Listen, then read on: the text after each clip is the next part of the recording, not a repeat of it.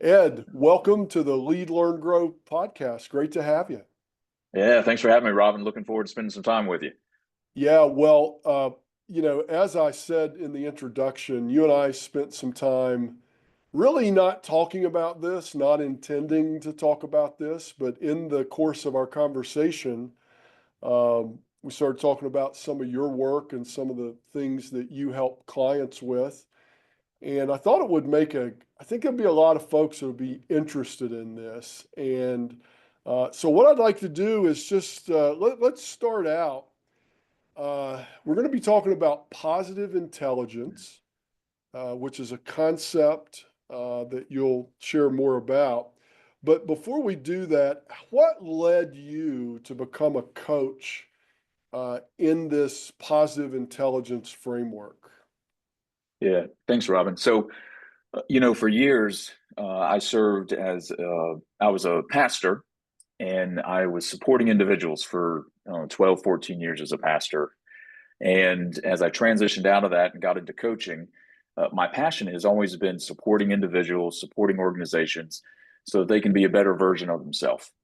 And one of the things that I've observed throughout both supporting folks from a religious perspective as well as supporting folks really from a mindset space is that we all have the capacity to put our foot in our mouth or trip over ourselves, right?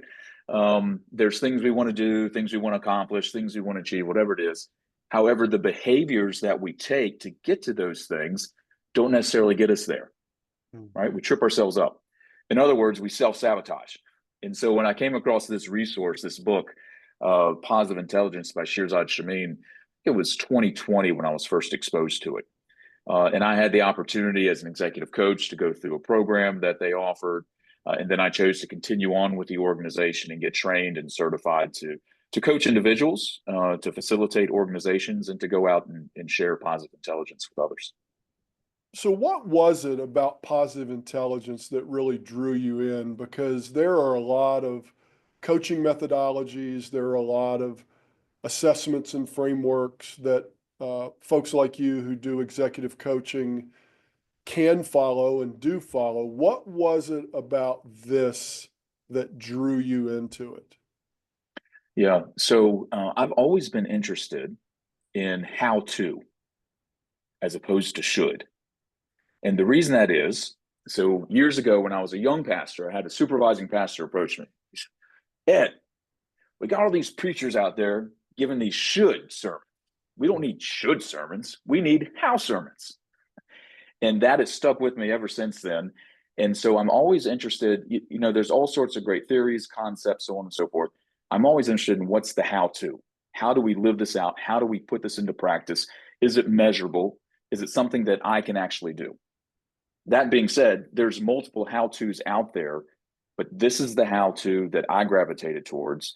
It was the how to that for me, someone whose brain is always going in other places that I could commit to, I could work through both from a personal and a professional standpoint. And in supporting clients with it, I found the majority of folks that I support, they're able to do the same. Now, I will tell everyone a lot of this stuff, when I say stuff, I'm talking about professional personal development, DISC and Tetramap, which is something else I use, positive intelligence, Enneagram, all these things. It's all rooted in the same science, but it's really about what resonates with you and what are you going to be able to bring into your own self and then practice. And so for me, this has worked obviously really well in my own life, and then I've been able to share it with others. What's been the biggest impact in your life through following this framework? Yeah, so I'll tell you, we'll talk about quote unquote saboteurs later. But two of my top saboteurs that afflict me, one is the restless and the other is the avoider, right? And so when my avoider saboteur is active, it is helping me to keep the peace and keep the harmony. But when the avoider saboteur is active, I'm avoiding having difficult conversations. I'm avoiding doing difficult tasks because I don't want to upset the apple cart. What I have found is I am able to overcome that saboteur. There's things that have been able to put into place so that I then have those conversations that are difficult. I then accomplish those tasks that I might be putting aside because it's going to be too hard for me, or I think it's going to be too hard. And from the perspective of the restless, I talked about my brain always going. It's enabled me to move away from that shiny object syndrome. Right, this isn't so exciting. Let me go do this, and then I leave all these unfinished things. So, from a personal perspective, it's been impactful professionally in how I go about running my business, how I go about supporting clients. And I'll tell you, in a personal perspective, it has really shifted how I engage in my primary relationships with my partner, my wife, as well as with my children, how I interact with them, how I talk with them, so on and so forth. So tell us about what is positive intelligence. The last time we spoke, you sort of mapped it out for me, and maybe share with the listeners what are some of the concepts, the foundations at a high level of positive Sure. intelligence. Yeah. So the basic premise I like to share it is this. Kind of like I shared earlier, there's things we want to do, things we want to achieve, accomplish, so on and so forth. But the actions we take prohibit us from getting to those things. And so Shirzad would tell you, he'd say, we all self-sabotage. I said, what? What do you mean? I said, I can tell you how you self-sabotage. Do you experience negative emotions? And the moment people say, yes, I experience negative emotions, I said, that means you are self-sabotaging, right? And so what happens is when we experience a negative emotion, that is an indication for us that we are in our quote unquote saboteur mindset. And so what that means is we're trying to make decisions, we're trying to have conversations, we're trying to do things while we're in this negative mindset, if you will, right? And so what Shirzad has laid out is a process of how first we catch those negative emotions. So we got to realize we're experiencing the negative emotions. Secondly, how do we shift to our positive mindset, or what he refers to as our sage mindset? And then how do we take action from that space?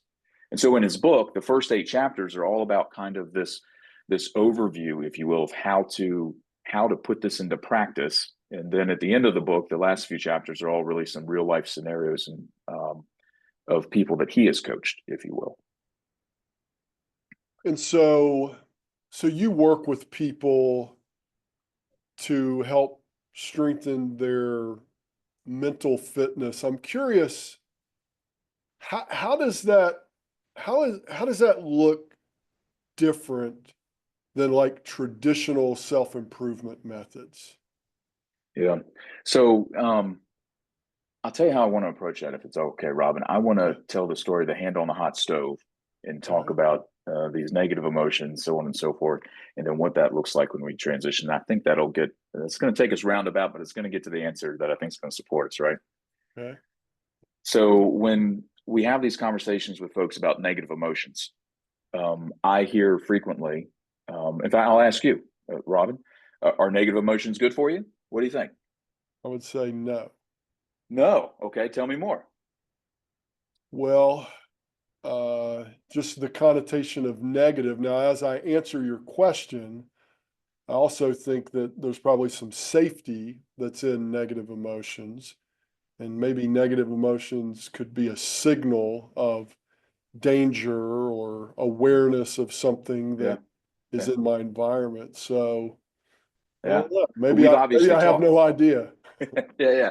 So when I share this in a facilitation or a workshop, I'll ask the question and I'll say, are negative emotions good for you? And some folks say no, but a lot of folks say, well, actually, you know what? If I didn't experience stress, I wouldn't get things done.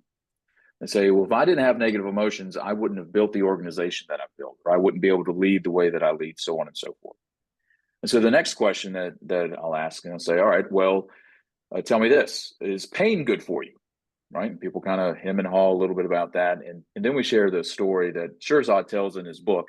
I like to tell it because I experienced it personally when my oldest son was around 5 or 6 years old. I was cooking a gas stove and a cast iron skillet in the kitchen. I was on one side of the kitchen. I saw him come in, and I saw him approaching the stove, and I let it happen. I didn't do anything. He reached up to it, and what do you think he did? As soon as he touched that cast iron skillet, he yanked his hand off, right? Why did he yank his hand off? Because he felt the pain, right? And so the pain was beneficial for him for a split second because it let him know that he needed to get out of there, right? In similar fashion, negative emotions are beneficial for us for a split second because they indicate to us that there's something in our environment to pay attention to. However, if we stay in that negative emotion and try to resolve the situation or resolve whatever's going on, it's almost as if we still have our hand on the hot stove and we start asking questions, right? Well, why is this hot? Is someone cooking? Are they supposed to be cooking? Is it supposed to be on? In the meantime, your hand's burning more. It could catch fire. It could be mutilated. You could lose use of it, right? And so what we teach through positive intelligence when we talk about this how is, first of all, how to catch the negative emotion. Many of us don't realize how many negative emotions we're experiencing. And then how do we shift? How do we shift to get out of that mindset, that saboteur mindset, that negative mindset, so that we can be clear-headed, laser focused, and then resolve and deal with the situation at hand? Now, even as I say that, there are some situations in life that are heavier than others, and we always acknowledge that, right? There's some things that we have to build up to. And so I heard you use the term mental fitness, which is one that we use frequently. We talk about this practice and this exercise similarly to as we do about physical fitness, right? It is a practice you build into. And so the more practice you get, the stronger you are. And so part of the shift that we teach is something we refer to as PQ reps, or positive intelligence reps. And PQ reps are 10 seconds of focused attention on any one of our five senses. Right? And so I think if it's all right with you, we'll do a few together on here, just to experience it. We'll spend a couple minutes doing that. But what happens is when we do those PQ reps, we are interrupting those neural pathways in our mind. And we're in essence creating new neural pathways, right? So when we get triggered, we experience a negative emotion, our mind knows exactly where we are. Ooh, I've been here before. Bam, down the highway we go, right? Have you ever been in an argument and you realized you're wrong and you knew you're wrong, but you still kept arguing? Yeah. It's because that neural pathway knew where it was, right? No, I'm not giving into this. Are you kidding me? Forget it. I'm off and running. Yeah. So we're interrupting those neural pathways. And so these PQ reps that we talk about is very similar to going to the gym and pushing weight, right? So if you've been in the gym for 4 months and your neighbor calls you up and says, hey, I'm moving, can you come help me, lift a couple couches? You go popping those things up, throwing it in the truck, right? If you hadn't seen the doorstep of a gym in ages, your neighbor says, hey, can you help me out? And you go over there. I mean, you're the same person, but you're struggling just trying to lift that thing up, right? And so it's the same thing. We do these PQ reps. We practice them. We do them throughout our day, even when we're not triggered, so that when we do get triggered, we can then rely on them and access that sage mindset that much quicker. Right? So let me pause there before we practice any. What's coming up for you as I share all that? So is it the same concept of like mindfulness or meditation, or is that in the same area? It's close, but so here's the way that I like to describe it. When we do PQ reps, we're accessing the same space in our mind that we access when we do meditation or deep prayer or even mindfulness. But the difference is we are learning how to access that space in our mind no matter what it is that we're experiencing throughout our day. And so, for instance, if you're in the middle of a board meeting, you get triggered, right? You catch the negative emotion, someone says something and you're just like, you can't Tebow time out, run into a meditation room, spend 5 or 10 minutes getting yourself together, and then come back, be clear-headed, laser focused, and ready to resolve the situation. And so what we teach is how do we do PQ reps in the midst of our day, right? So if I am in a meeting, if I am having a conversation with someone, what can I do to begin that shift? Now, the speed with which we shift is going to depend on how much time we've spent in the gym doing our reps, right? And for those of you watching, I keep holding my fingers up and I realize you have no idea what in the world I'm doing there. But one of the PQ reps that we teach is touching our fingers together, which looks something like this for those that you are seeing. If you're not watching, I'm just putting my thumb and my index finger together and just kind of rubbing them together, right? And we bring our focus to the feeling or the sensation of what that feels like. So, Robin, you want to go ahead and do a couple real quick? Yeah, let's do it. Can you handle that? I can do it. All right, all right. We'll go ahead and stay on camera for this. But Ron, I'm going to invite you to close your eyes. I'll do the same thing. Okay. And for those of you listening, if you want to participate, as long as you're not driving, go ahead and close your eyes also. And first thing, let's go ahead and just take a deep breath.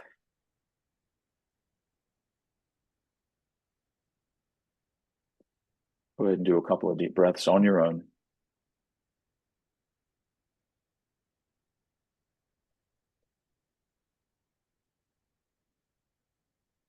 And then I'll invite you to allow your breathing to return to its normal pace. And if you're able to breathe in and out through your nostrils, but focus your attention to the sensation of the temperature of the air as it enters your nostrils. And notice the temperature of the air as it exits your nostrils. Simply focus on that for a moment.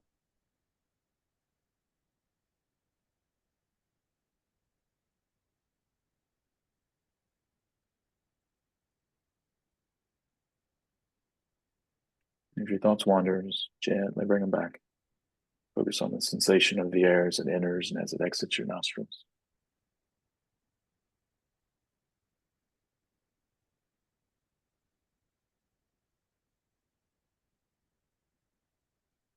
Then I'll invite you to touch the tips of your fingers together and to rub them with such an intensity that you can feel the ridges of your fingerprints. And just simply focus on that sensation for just a moment.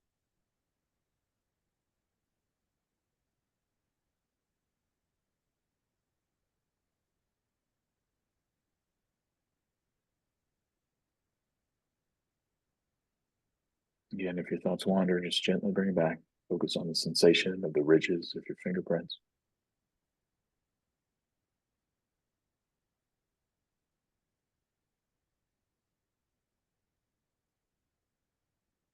And whenever you're ready, simply take a deep breath in. As you exhale, allow your eyes to naturally open and go ahead and reacquaint yourself with your physical space.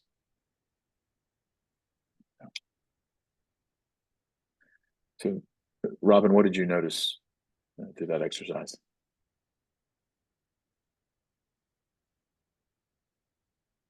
So when we were doing the deep breathing, my mind kept bouncing, wondering. Yeah.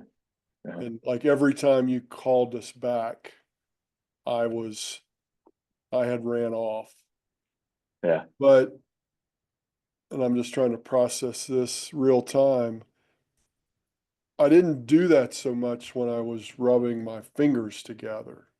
It's like Mm-hmm. I was, I think maybe because it was novel, it Mm-hmm. really had my attention. And you were saying words like feel the ridges. And I'm like, well, Mm-hmm. can I feel the ridges? I think maybe I can. Like, can I? Is that even like I was really focused on that activity? Yeah. Yeah. So what happens is when we do those, and there's all sorts of different variations of PQ reps that we can do, but just like what I was saying earlier, it interrupts that neural pathway, right? And so bringing our attention, our singular attention to this, touching our fingers or feeling the ridges of our fingerprints, distracts us from whatever it was that we were thinking about a moment ago, and then enables us to re-engage from a different perspective.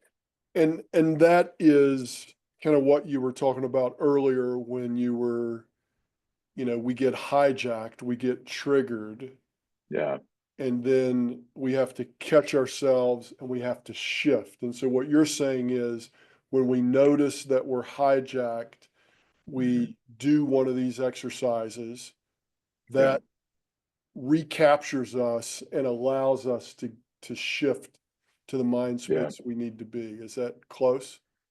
Yeah, you're on it. And so what this does, Rob, there's a lot of self-awareness associated with this because the first level of self-awareness is just simply noticing that I'm triggered or that I'm hijacked, Yeah. right? And there's all sorts of different levels of that. I can be irritated by something that's, maybe a minimal level.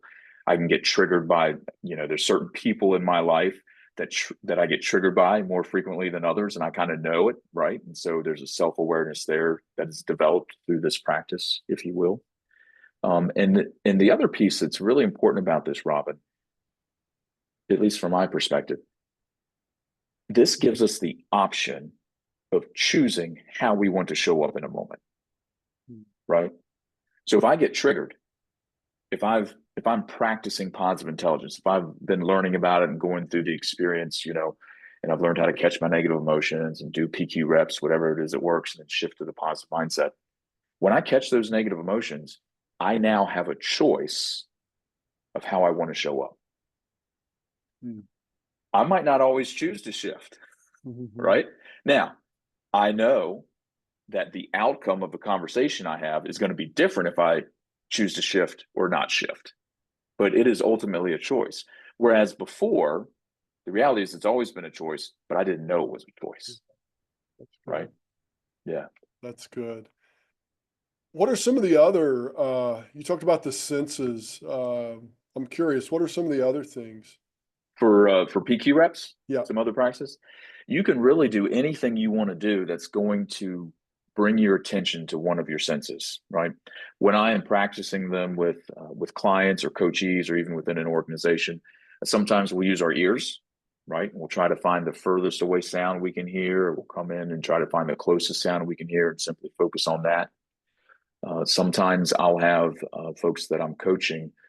One of the things that they'll do to integrate PQ reps into their normal routine, if they take a walk during their lunch break or whatnot, during that walk at some point, they may be listening to Audible or they may be listening to music or whatever it is, but they will intentionally shift, say, all right, I'm just going to really listen to the sound of my feet as they hit the asphalt or as it steps on the leaves or whatnot. Or I'm going to listen for the wind as it rustles through the trees or try to identify bird. But it's bringing that focus away from whatever it is that's got your mind chatter going, right? To enable you to shift, to clear your mind. And then whatever it was that you're dealing with is always there and you can always go back to it. Yeah, that's good. And I think about too, um, so my son was a college baseball player. And he was a pitcher, so high stress, Yeah. the everybody looking at you, fans, like the weight of the world. Mm-hmm. And one of the things I think I remember him talking about was the physical act of taking his foot and swiping away the dirt from the pitcher's rubber. So, he's got the Mm-hmm. ball, next hitter's up, and like taking a deep breath and physically, almost demonstratively wiping the dirt from the Mm-hmm. top of the rubber, which was his signal to, okay, next pitch.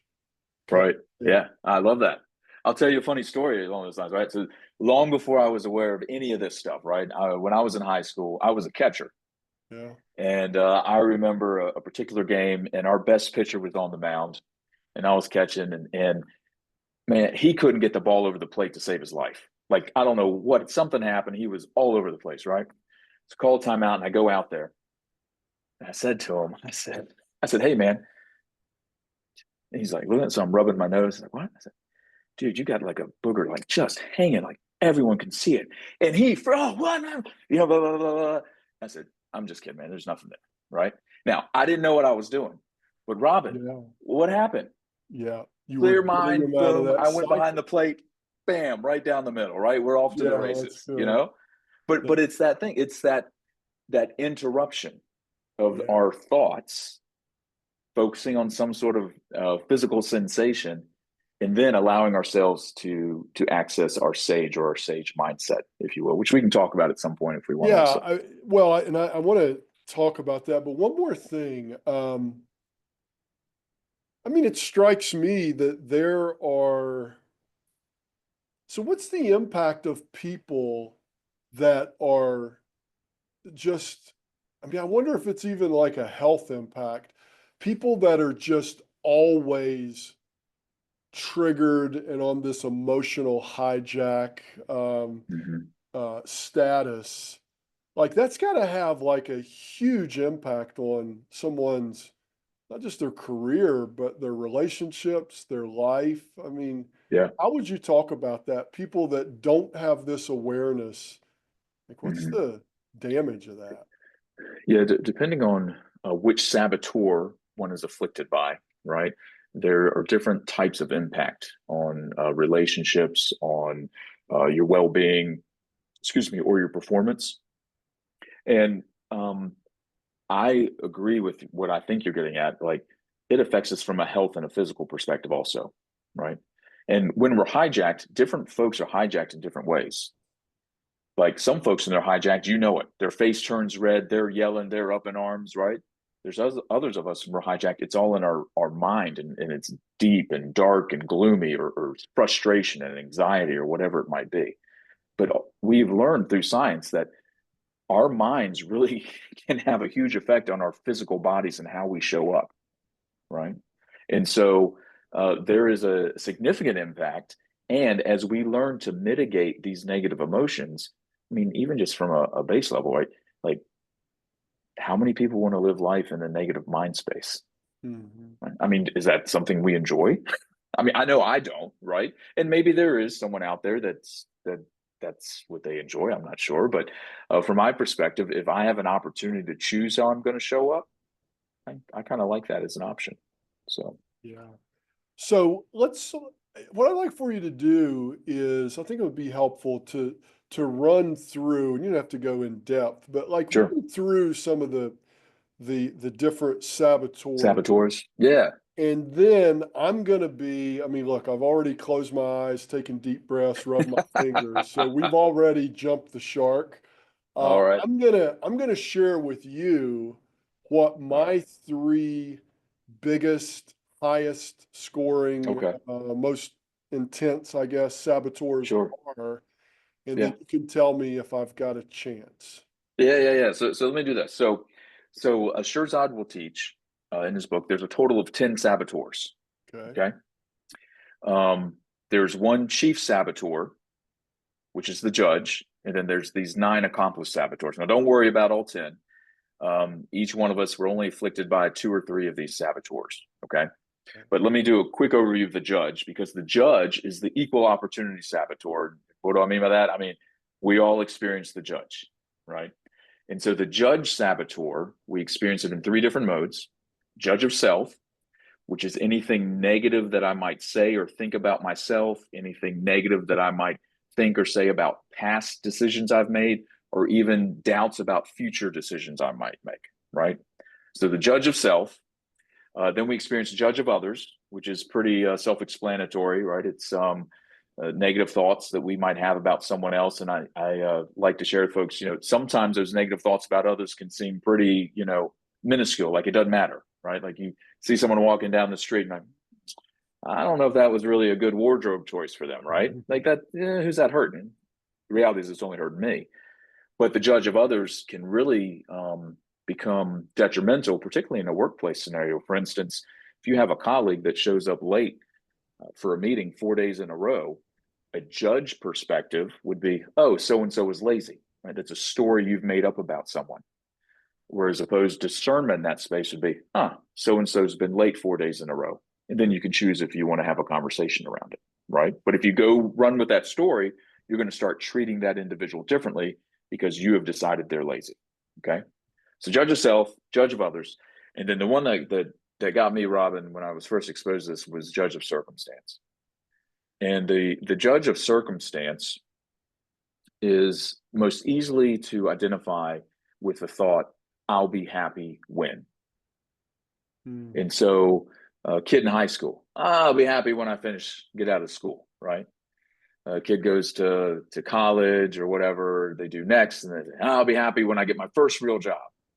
I'll be happy when I find a life partner. I'll be happy when we buy our first house. I'll be happy when we start a family. I'll be happy we got enough money here. But it's always this I'll be happy when, which robs us of being fully present in the moment. Because it's in essence saying, my present circumstances are not worthy of my happiness, right? And so when we talk about robbing us of relationship things that we mentioned earlier, it robs us of being fully present with the people we care about most, right? So the judge is the chief saboteur. We all experience that. And then we've got these 9 accomplished saboteurs, right? And there's a free assessment. We'll share the link with everyone later. to kind of rank and see which ones of these accomplished saboteurs afflict us the most. I shared earlier about the restless and the avoider that I experience. There's also the controller, the hyper rational. There's the hyper vigilant, always worried about everything that's going to happen. There's the pleaser, the stickler, the victim, just a whole host of nasty characters, right? But here's another piece I want to make sure that I share here. Frequently, when folks take this assessment, they'll come back to me and they'll say, "Oh man, I'm the restless." I'm like, whoa, no, no, no, no, no, no, no. You are afflicted by the restless, right? One of the things we teach in positive intelligence is that we are pure sage. Our essence of who we are as a being is pure sage, but these saboteurs have developed over time and they've hidden our pure sage. And so the work we do in diminishing the impact of the saboteurs is to then reveal our true authentic self. So it is not so much about adding and being different and you're not enough, so therefore I've got to do this and do that. It's more about deletion to get Min- to your yeah. best self. It's minimizing the impact of these saboteurs. Yeah. And so the saboteurs are developed in childhood. It matters not what our childhood was, how great it was, how challenging it was, anything like that. They're developed in childhood, and it's a safety mechanism. It's how we cope in the world. Yeah. But the challenge comes about when we maintain those childish behaviors, childish mindsets into adulthood, right? And so the saboteurs at their base level are the overuse or misuse of our greatest strengths, right? So, for instance, for me, the avoider is one of my accomplished saboteurs. The underlying strength, I'm easygoing, I've got an even keeled temperament, I'm flexible, adaptable, right? But when that's overused, that's when I don't have the hard conversations, right? And so the way I can find out is what's the root emotion that I'm experiencing in a moment. Yeah, that's interesting. All right, I'm ready. All right. So I took the assessment. All right. And I was off. I guess I don't know. The way it came out, it looked to me like I was like off the charts. So let me speak to that. Yeah. Yeah. So if you do the assessment, it's going to rank you from 0 to 10. Okay. Yeah. We're not concerned with how high your score is. We are concerned with what are the top 2 or 3 scored. Okay. Right. And you'll notice whenever anyone does this assessment, you'll see a gap. There'll be 2 or 3 kind of lumped close together, and then there'll be a little bit of a gap. And that's how you know, well, those are the 2 or 3 that probably afflict me the most. Yeah. Well, as maybe a true hyperachiever, I got 10 out of 10, Ed. Okay. So I'm going to interrupt you, Robin, because what I heard was as a true hyperachiever, and I just said not even 3 minutes ago, I know. you are afflicted by the hyperachiever. Well, so am I just doomed in life for endless goal chasing and validation from the world that I'm good enough? Is that my Yeah. life? Yeah. Well, let me ask you this, Rob. What do you think are your greatest strengths? What are the root strengths behind this? Yeah, I think so. I think my greatest strengths are, uh, I mean, really, I'm going to speak right into this, Jim. Yeah. It is getting, never being satisfied. It's ambition. I've got this great story that I like to tell myself, and I think it's a useful story. Mhm. Where growing up, my parents didn't graduate from high school, Mhm. poor rural West Virginia, and some way getting out of the hollers and creating a different life for myself. So all of those, like achievement and being goal oriented and not Yeah. being discouraged. And like, I think that is sort of the essence of what has helped me be who I am. Yeah. So I'll tell you that the strengths for those that are afflicted by the hyperachiever: driven, pragmatic, goal oriented. You use those words yourself just now, right? Right. And self directed, Yeah. right? Those are all that's when you are in your sage, bam, right? The shift is when I can't be happy until that goal is accomplished. Mm. That's the saboteur piece, right? So, can I share? I'd like to share my screen with you to show Yeah. some of I think it's the good. effects, and Yeah. then you can read through this for those that aren't able to see the screen. And I would just be curious to kind of hear you reflect on these as you read through them there. So, the first setting, the first heading there is impact on performance. Now, as you read through these, Robin, this is describing the hyperachiever in its purest form, right? Mhm. So every single bullet here may not resonate, but my Mhm. suspicion is that the majority of them will. So why don't you read out loud, just kind of share what comes up for you as you do that. Yeah, so if I look at this, you're not showing emotions makes it harder for others to show theirs. Worried that they'll be judged by you. This erodes team trust, 100%. I've taken other assessments, and I come back on the empathy. I have an empathy score of just above, a little better than a serial killer. Uh, Mercy. like I have like zero empathy. And I try to describe this to people, Ed. I say, it's not that I don't care. I do. Like in my head, logically, I just don't feel it. Mm-hmm. I just don't Mm-hmm. feel those feelings of empathy. And so, yes, sometimes I can come across as uncaring, uh, Mm-hmm. uh, and just I just don't want anything to do with emotions. So people, I think, know that they don't share their emotions with me. I don't share mine with them, and we're good. And so I'm very. You said the word pragmatic. Like I'm very Mm-hmm. practical, rational, Mm-hmm. pragmatic. This third bullet point says you might come across as intellectually superior. Uh, I have been accused of that, for Mm-hmm. sure.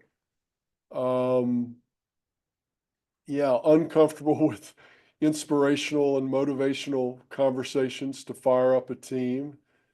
It's not that I can't reach into my bag and do that, but Yeah. it doesn't come natural. And I Mm-hmm. wonder, I believe you can't motivate other people. It's like if I have to And now, motivate you, Robin, yeah, yeah, I just noticed something. This isn't so. I'm actually showing you the screen for the hyper rational instead of the yeah. hyperachiever, Well, which it's was a still miss the on my part. But same. this was Yeah, one of your top saboteurs. This was the other one, yeah. right? This was my Yeah, number two. Yeah. yeah, yeah. And so yeah, I mean, it's interesting. I'm reading through some of the others. Look Yeah, at that first bullet under impact on relationships, because you already alluded to that when you were talking about the impact on performance above. yeah, for sure. Trying to fix problems. Mhm. Monica, my wife, who will listen to this podcast, she's smiling right now. Um, yeah, I told you when we first met I said, I'm going to be vulnerable. It doesn't come easy, but during our podcast conversation, Yeah. you'll share mine and we can walk through. And, sure enough, there it is. So let me. So the strength for the hyper rational is capable of deep insight and understanding through objective analysis. Hmm. Okay. And so when we support folks that are afflicted by the hyper rational, we talk about we don't want to take away the hammer of the rational brain. It's incredibly effective at problem solving. right? Mhm. But what we want to do is we want to add to your toolkit, right? Mm. Because if we were to ask you to, if we were to say, hey, why don't you paint us something? And if the only tool you got is a hammer, it's not going to do very well, right? Yeah. So we want to give you the additional tool of empathy.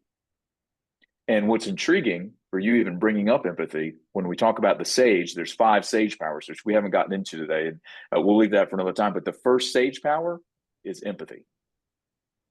Mhm. And it begins with empathy of self and then empathy of others. So what what what would you say? So how does empathy, like how do you call on that sage and put Yeah. it into action? And I know there's, how to, Yeah. but like what are some things that someone like me Mm-hmm. could think about, understanding that this is something that I don't, it's not a strength. How could Mm-hmm. how could I bring that into my day to day more often? Yeah. So for persons that participate, it's a 7-week program. For folks that participate in the 7-week program, um, we spend an entire week on empathy. Hmm. The other sage powers do not get a full week to themselves. It's how critical empathy is, Mhm. right? And for each of the sage powers that we learn about now, we access. There's what's referred to as a power game to help us access that strength, if you will. Mhm. That being said, just doing that game here and there isn't going to get us to where we want to be Mhm. because it's about building the muscle, Mhm. right? And so the empathy, the power game around empathy has to do with a visualization of our child self, Mhm. right? And identifying all the joy. So what we do is we find a picture of ourselves when we're younger, and we reflect on that picture. And what happens is when we're looking at that, we begin to see our sage self within the image of ourself as a child. Mhm. And then we work on capturing that. And the realization is, that's still me. It's Mhm. still in there, right? Mhm. And the shift that we're going for, Robin, and this has been challenging for me, and I'm not 100% there by any stretch of the imagination. The shift is when I look at myself in the mirror in the morning, can I have nothing but empathy and love and acceptance for what I see? Mhm. Because if I do, if I can feel that way about myself, now, time out, don't hear what I'm not saying. I'm not saying we want to lose a little weight or anything like that. What I'm saying is my acceptance and love of myself is not dependent on those things. Mhm. And if I am truly uh, empathetic towards myself, accept myself as I am, I'm going to engage in the world differently, period. Mhm. I'm not going Yeah. to second guess myself, right? I'm not going to doubt myself in a conversation, right? Because I know, well, I mean, I'm still me. I get to love me as I am and who I am and as I show up in this moment. Something we didn't share was the sage mindset or the sage perspective. And the sage perspective is this: any situation or circumstance can be converted into a gift or opportunity. The key word here is can, right? So if I experience something, so I get triggered, I'm in the midst of something, I experience something, I have 2 choices. Remember, I said earlier, we get to choose how we show up. So I catch the negative emotion, I do my PQ reps. All right, am I going to accept the situation or convert? Many of us have heard the phrase, it is what it is. From a PQ perspective, I like to share, it is not, it is what it is till you say it is what it is. So if you say, I am not going to convert this situation or circumstance, then what you're saying is, I'm going to accept this as it is. But here's the difference. If I accept something as it is, I don't get to ruminate on it anymore, Mm. right? That free rent is gone. Yeah. Or I can choose to convert. And if I choose to convert, then we have access to our 5 sage powers, and we have different things that we can do there and explore. But here's what's so significant about this, at least from my perspective, Robin. In my entire vocational career has been about supporting individuals, right? I said this early on when we first started.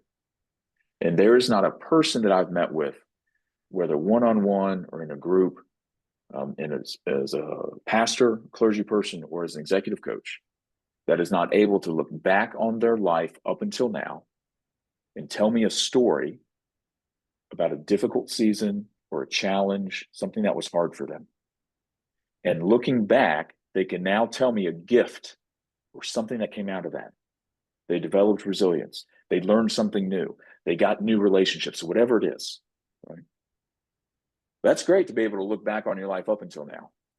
But if we truly adopt the sage perspective that any situation can be converted into a gift or opportunity, then when I get up in the morning, I engage in my day differently.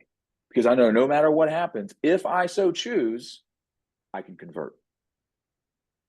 Now, you and I both know there's heavy things that we experience in life. And we're not saying that, oh, just hunky-dory, blah, blah, blah, right? There are some things that we just rest in the moment. And we accept that, and we might come back later and pick it up. There's nothing for us to do right then, right? But it is a shift in mindset and changes how we engage with the world. Well, and it strikes me too that, if I have this, you were telling the story of, if I look in the mirror and I'm okay, I'm comfortable in my own skin, I'm okay. Every area of our life is going to be better. Our performance, like we spend a lot of time working on our roles, how to be this and how to be better at that, and how to make more money and how to make more sales and how to be a better parent. But sometimes it strikes me that we might be working on the wrong end of the problem, that if I improve me and my relationship with me, that my performance in all of these other areas is going to be better. Yeah. Yeah, that's what we found. And there's statistics and whatnot on the positive intelligence website and all those things. But you're spot on, right? It is, I don't have control over how someone else talks to me. I just don't, right? I might have influence, but I don't have control, right? What I do have control over is me and how I show up in the moment. And whenever two folks or more come into a conversation or an interaction, I like to talk about a positive 10 and a negative 10 spectrum, right? And if we say, if you're on the positive side, you're along that sage perspective, open mindset, clear-headed. If you're on the negative, you're in saboteur influence, right? Whenever folks interact, people move. If I'm interacting with someone that's triggered and hijacked, I'm going to feel it. I'm either going to move towards them, or if I'm able to stay in my sage or shift to my sage, they're going to move towards me. Yeah. Now, if someone's triggered at a -6, and let's say I'm at a 2 or a 3 on the sage, I'm not going to move them all the way to a 1, right? But if they shift even from a -6 to a -4 or a -3, the outcome of that interaction is going to be significantly different than if I go down into -1, -2, -3 and meet them where they are. Yeah, no, it's well said. It's really good. We could talk about this for hours, Ed, I but think so. We better wrap it up. Okay, so I'm going to take some hope. It's not a lost cause. I'm going to take a little hope. And I've got my positive intelligence book. And so all right. Yeah. I'm gonna continue to work on a few of these things, but really interesting framework to think about. Anything we didn't talk about that you want to add to the conversation, and then tell folks where they can find you and how they can engage with you and talk to you about some of the things that you do. Yeah. Well, first of all, Robin, thank you so much for letting me do this. I love talking about it. It energizes me, as you can tell. And I love sharing it with others and supporting others along the way. So one of the things that I'd like to do for any of your listeners, we'll provide a link somehow And that link is a link, it's access to my calendar, but in the description, there will be another link to get to the Saboteur assessment. Saboteur assessment, there's no charge. And I will meet with anybody for 60 minutes and we'll do a saboteur exploration session, and we'll make sure that you leave with at least one tip or trick that you can take away from to begin your journey to shift from this negative mindset to the positive mindset. So, Excellent. Excellent. yeah. So tell folks where they can find you. Yeah, so my website is craftedcoach.com. I'm in the midst of updating the website, so go there, have fun with it now, but know it's going to look different. Hopefully by April of 2025, I have some more information about positive intelligence and some of the other things that I do to support not only individuals but also organizations. So Very good. Well, this was a yeah, lot of fun. I've enjoyed the conversation and have benefited a lot from it. So thanks for pouring into me and our audience, and a lot of really interesting stuff. So thank you so much. yeah, my pleasure, Robin. Stay in touch.